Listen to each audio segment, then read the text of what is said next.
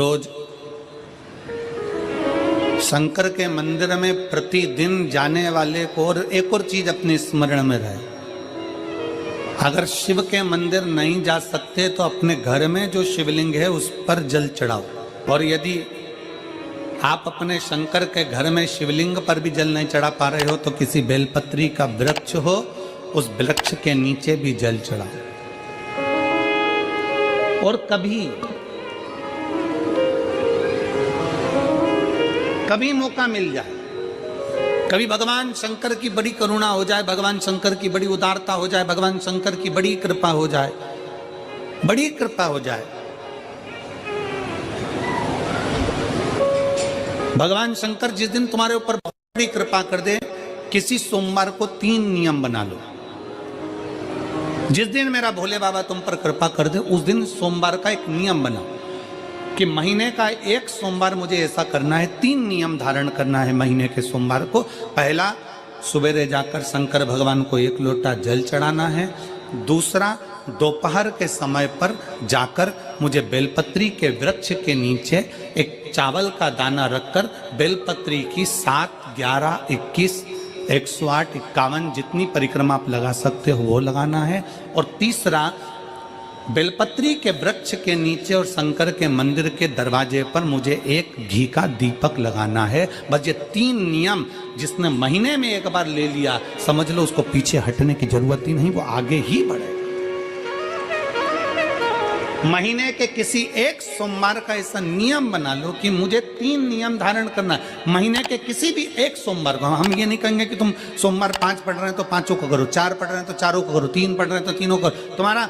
तुम तो महीने का एक सोमवार का नियम बना। और मेरी जीजियों से, मेरी बेटियों से जो विदेश में रह रही हैं, जो कहीं बाहर रह रही हैं, कहीं बड़े शहर में रह रही हैं, जो रोज मंदिर नहीं जा सकते, हर किसी महीने के एक सोमवार को भी ये नियम निर्धारण थे, तो उनसे कहेंगे कि 3 महीने में एक सोमवार का नियम बना लो। 3 महीने में नहीं बना सकते तो 6 महीने में एक सोमवार का नियम बना लो। और 6 महीने में नहीं बना सकते तो 1 साल में एक सोमवार का ऐसा नियम बना लो कि मैं साल का एक सोमवार ऐसा रहूंगी कि सुबह सोमवार के दिन मंदिर में जाकर जल चढ़ाऊंगी, दोपहर में जाकर बाबा को एक अक्षत का दाना रखकर, अक्षत का मतलब है कि बाबा मेरी दिनों दिन उन्नति करना। बेलपत्री के वृक्ष के नीचे जो अक्षत रखा जाता है वो उन्नति के लिए रखा जाता है। शंकर के शिवलिंग पर जो अक्षत रखा जाता है वो रोग मुक्ति के लिए रखा जाता है। अशोक सुंदरी पर जो अक्षत रखा जाता है वो संतान प्राप्ति के लिए रखा जाता है। षडानंद कार्तिकेय की ओर जो अक्षत रखा जाता है वो हमारे बच्चों की सुख समृद्धि के लिए रखा जाता है। विनायक की ओर,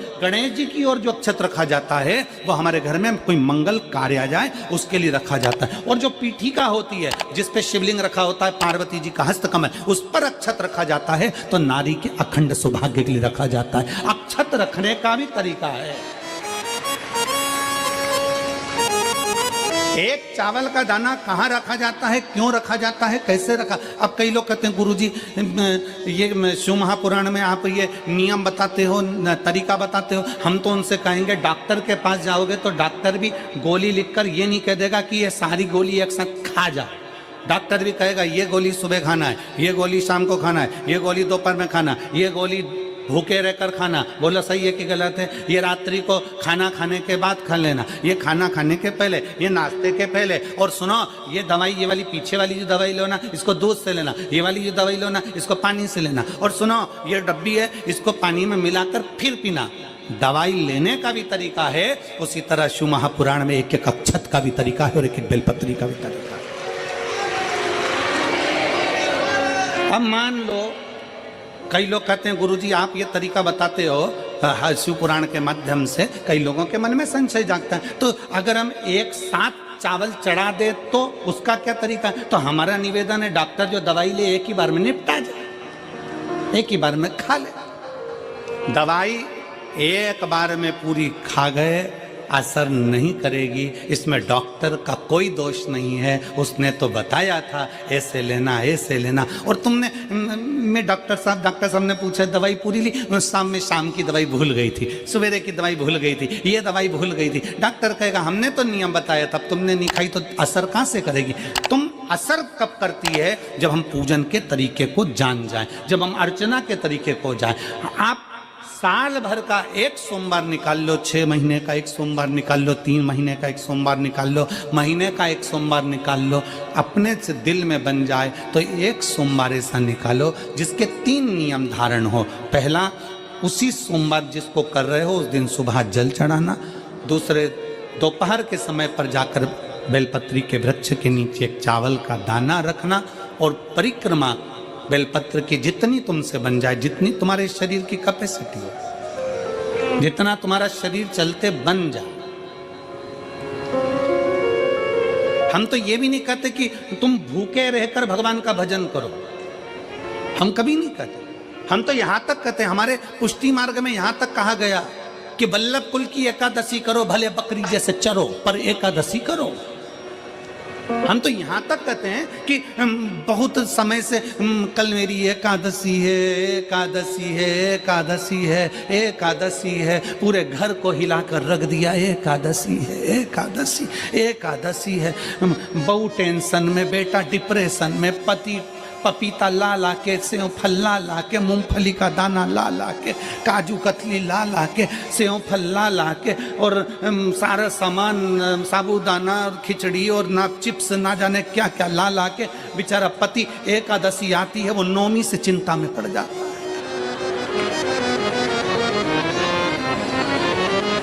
हम तो ये भी नहीं कहते कि तुम व्रत बहुत भारी करो, तुम व्रत उपास भी बहुत बहुत टेंशन वाला करो, ना ना ना।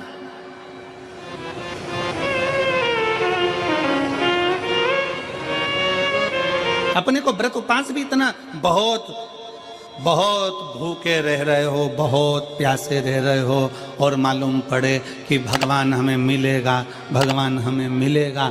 भगवान कहता है कि देख भाई, मैं भी भूखा नहीं रहता, तू भी भूखा मत रहे, मैं भी चकाचक रहता हूँ, तू भी चकाचक रहे, मैं भी अपने। और भगवान शंकर तो ये भी कहते हैं कि अपना परिवार भी मत छोड़ो। मेरे पास में पार्वती भी, एक ही देवता है जो विद फैमिली मंदिर में बैठता है।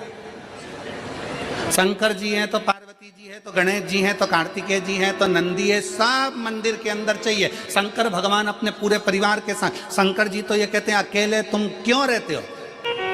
शिव जी की एक बात अपने ध्यान में रखना, कितनी सुंदर बात है शंकर भगवान की, बहुत ध्यान में रखिएगा। आप जौहरी नहीं हो, हीरे को नहीं परख सकते। हम भी जौहरी नहीं है, हम हीरा को नहीं समझ सकते।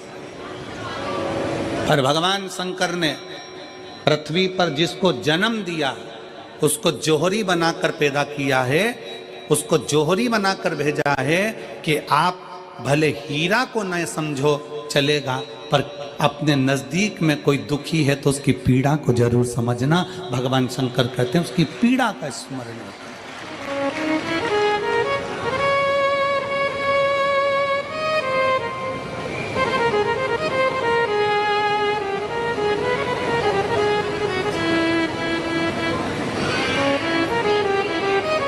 हीरा को समझो ना समझो, पर पीड़ा को जरूर समझिए।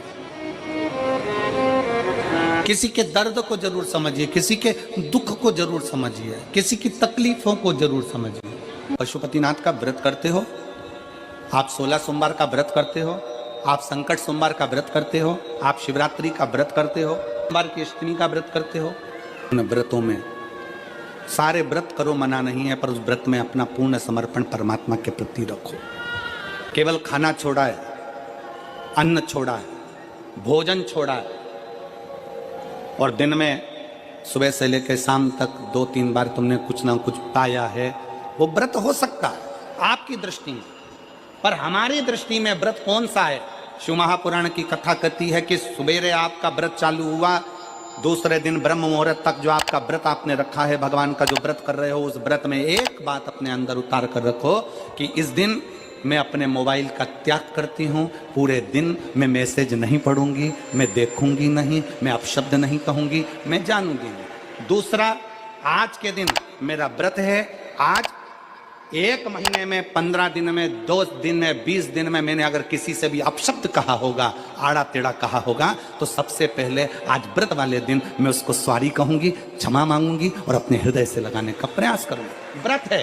व्रत का तीसरा अंश, आज मेरा व्रत है, मैं आज के दिन किसी को भी अपशब्द नहीं बोलूंगी, किसी के लिए आड़ा तड़ा नहीं बोलूंगा। आज जितना बन सकेगा मैं सात्विक जीवन जीऊंगा। चौथा, आज मेरा व्रत है, आज के दिन मैं झूठ नहीं बोलूंगी, ना झूठ बोलूंगा सुबह से लेकर शाम तक। और पांचवा, आज व्रत वाला दिन है, जितना फलार मैं करूंगी उसका पैसा जोड़ूंगी कि 15 रुपए का मैंने साबुदाना खाया, 10 रुपए का बटाटा खाया, ये खाया वो खाया, सारा हिसाब लगाकर 55, 60, 70 रुपए जितने होते हैं उसमें से एक अंश निकालकर मैं उसका एक भाग किसी गौशाला में जाकर गाय को चारा जरूर दूंगी।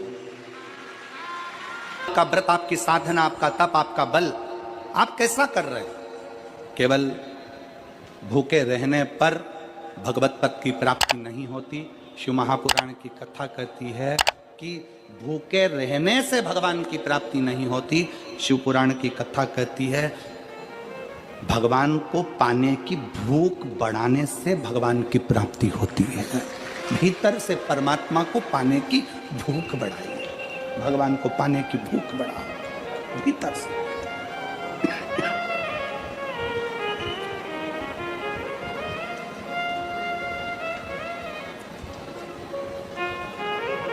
व्रत करो मना नहीं, तप करो मना नहीं, साधना करो मना नहीं, पर उस तप साधना में, व्रत में परमात्मा को पाने की ललकता हो आपके भीतर, भगवान को पाने की ललकता हो आपके भीतर, भगवत पद को पाने की ललकता हो आपके भीतर, तो भगवान है।